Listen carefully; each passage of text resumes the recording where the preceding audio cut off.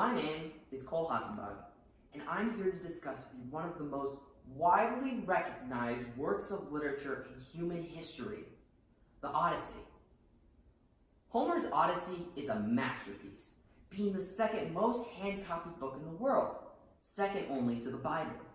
It's been adapted thousands of times in all forms of both ancient and modern media.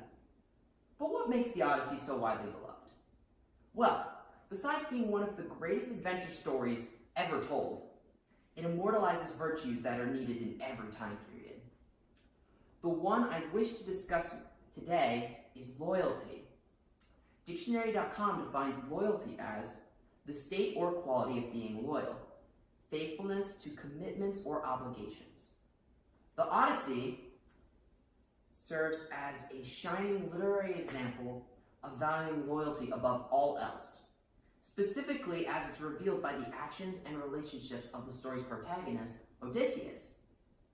In case you haven't read the Odyssey, here's a brief summary of the story. Odysseus, who is the king of Ithaca, has been missing in action for almost 10 years. Being presumed dead, suitors steal and plunder Odysseus' halls and feast on his food, all the while each trying to take the hand of his wife, Penelope. Meanwhile, Odysseus finally returns to his kingdom, but does so in secret because he learned from the goddess Athena that his land has fallen prey to the power of the suitors. Being a cunning man, Odysseus disguises himself as a beggar in order to see what's in the hearts of the people closest to him after all this time. The first family member tested is his son Telemachus, who never lost hope in his father's return. Telemachus spent years searching other native lands, asking old friends what became of his father after the events of the war. Telemachus proved himself to be noble, and as a result, became the first person Odysseus revealed himself to. Like Telemachus, Odysseus' wife Penelope also proved herself to be extremely faithful throughout the story. Penelope's faithfulness never wavered during Odysseus' travels. She protected herself by promising the suitors she'd choose a husband after she had completed the loom she was weaving. But each evening, wise Penelope would undo all the progress she'd made on the weaving during the day so as not to ever complete it.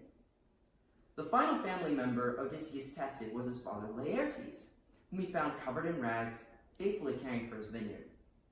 When Odysseus asked if he can expect a warm meal and a place to sleep, Laertes immediately invited this stranger in after hearing that this old beggar, who was Odysseus in disguise, had been cared for by his son in the past.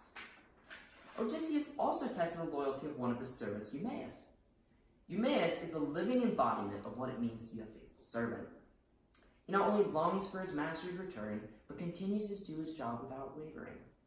Even in his low stature in society, he was more than willing to share what he had with strangers and beggars. His noble character, hospitality, and loyalty were so evident throughout Odysseus' absence that Athena herself said that Eumaeus should be the first person Odysseus seeks.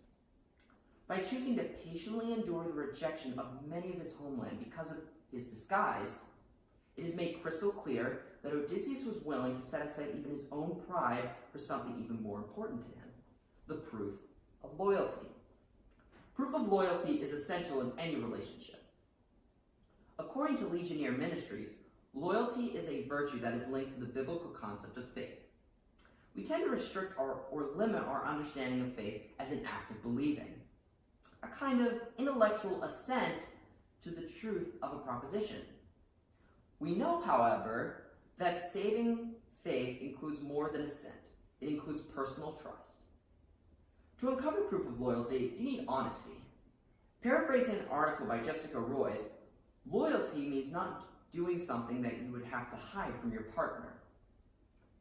Now, what are the important points here? First, the proof that loyalty has been a critical virtue since the earliest forms of written literature. Second, that loyalty is something that is proved over time when we think no one is looking. And third, that loyalty is made up of honesty and faithfulness. Odysseus used his disguise to get the complete truth from his family members, as revealed by their level of faithfulness in his absence. Odysseus cuts off all of the unfaithful suitors, but lifts up and rewards all those who prove their loyalty.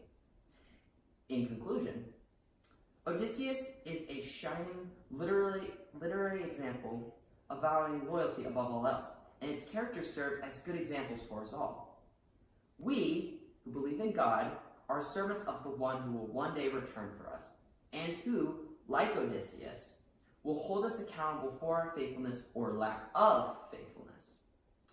The great news for those of us who at times lack faithfulness to God is that through his perfect loyalty, he has made a way for us to be forgiven when we falter in faithfulness. We find in 2 Timothy chapter 2, verse 13, a very important promise. If we are unfaithful, he remains faithful, for he cannot deny who he is. Thank you for your time and attention. Have a good evening. Awesome.